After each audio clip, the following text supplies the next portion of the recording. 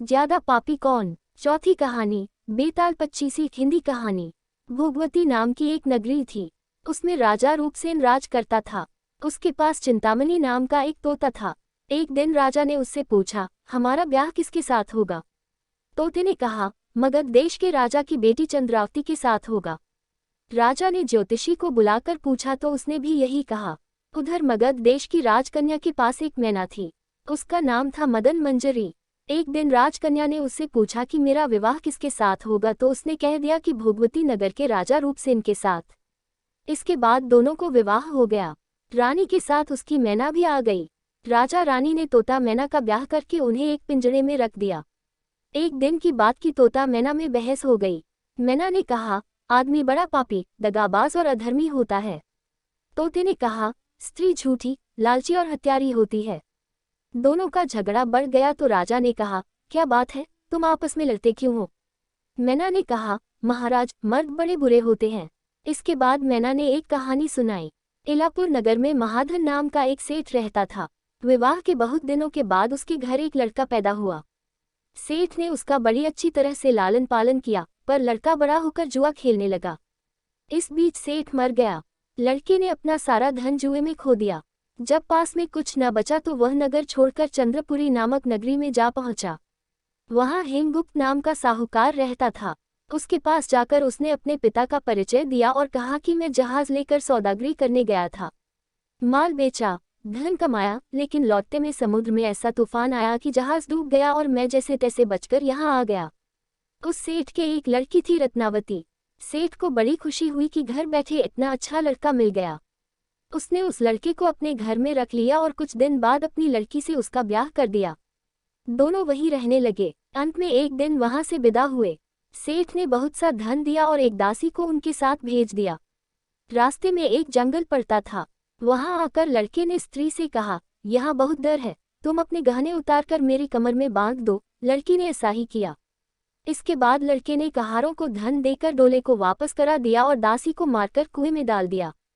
फिर स्त्री को भी कुएं में पटक कर आगे बढ़ गया। स्त्री रोने लगी। एक मुसाफिर उधर जा रहा था। जंगल में रोने की आवाज सुनकर वह वहां आया, उसे कुएं से निकालकर उसके घर पहुंचा दिया।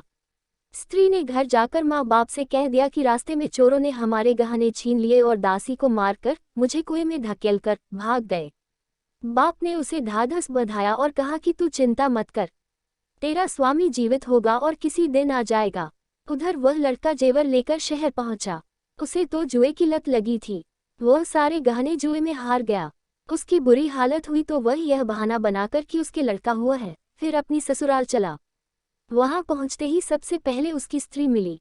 वह बड़ी खुश हुई। उसने पति से कहा, आप कोई चिंता न करें, मैंने यहाँ आकर दूसरी ही बात कही है। जो कहा था वह उसने बता दिया। सेठ अपने जमाई से मिलकर बड़े प्रसन्न हुए और उन्होंने उसे बड़ी अच्छी तरह से घर में रखा। कुछ दिन बाद एक रोज जब वह लड़की गहने पहने सो रही थी, उसने चुपचाप छुरी से उसे मार डाला और उसके गहने लेकर चंपत हो गया। मैना बोली, महाराज, यह सब मैंने अपनी आंखों से देखा। ऐसा पापी होता है आदमी। राजा ने तोते से कहा, अब तुम बताओ कि स्त्री क्यों बुरी होती है। इस पर तोते ने यह कहानी सुनाई। कंचनपुर में सागरदत्त नाम का एक सेठ रहता था। उसके श्रीदत्त नाम का एक लड़का था। वहां से कुछ दूर पर एक और नगर था, श्री विजयपुर। उसमें सोमदत्त नाम का सेठ रहता था। उसके एक लड़की थी, वह श्रीदत्त को ब्याही थी। ब्याह के बाद श्रीदत्त व्यापार करने परदेश चला गया। 12 बरस हो गए और वह न आया तो जयश्री व्याकुल होने लगी। एक दिन वह अपनी अटारी पर खड़ी थी कि एक आदमी उसे दिखाई दिया। उसे देखते ही वह उस पर मोहित हो गई। उसने उसे अपनी सखी के घर बुलवा लिया। रात होते ही वह उस सखी के घर चली जाती और रात भर वहां रहकर दिन निकलने से पहले ही लौट आती। इस तरह बहुत दिन बीत गए। इस बीच एक दिन उसका पति परदेश से लौट आया। स्त्री बड़ी दुखी हुई, अब वह क्या करे। पति हारा थका था। जल्दी ही उसकी आंख लग गई और स्त्री उठकर अपने दोस्त के पास चल दी। रास्ते में एक चोर खड़ा था। वह देखने लगा कि स्त्री कहाँ जाती है। धीरे धीरे वह सहेली के मकान पर पहुंची। चोर भी पीछे पीछे गया। संयोग से उस आदमी को सांप ने काट लिया था और वह मरा पड़ा था। स्त्री ने समझा सो रहा है। वहीं आंगन में पीपल का एक पेड़ था, जिस पर एक पिशाच बैठा यह लीला देख रहा था। उसने उस आदमी के शरीर में प्रवेश करके उस स्त्री की नाक काट ली और फिर उस आदमी की देह से निकलकर पेड़ पर जा बैठा। स्त्री रोती हुई अपनी सहेली के पास गई। सहेली ने कहा कि तुम अपने पति के पास जाओ और वहां बैठकर रोने लगो। कोई पूछे तो कह देना कि पति ने नाक काट ली है। उसने ऐसा ही किया। उसका रोना सुनकर लोग इकट्ठे हो गए। आदमी जाग उठा। उसे सारा हाल मालूम हुआ तो वह बड़ा दुखी हुआ। लड़की के बाप ने कोतवाल को खबर दे दी। कोतवाल उन सबको राजा के पास ले गया। लड़की की हालत देखकर राजा को बड़ा गुस्सा आया। उसने कहा, इस आदमी को सूली पर लटका दो। वह चोर वहां खड़ा था। जब उसने देखा कि एक बेकसूर आदमी को सूली पर लटकाया जा रहा है तो उसने राजा के सामने जाकर सब हाल सच सच बता दिया। बोला, अगर मेरी बात का विश्वास न हो तो जाकर देख लीजिए, उस आदमी के मुंह में स्त्री की नाक है। राजा ने दिखवाया तो बात सच निकली।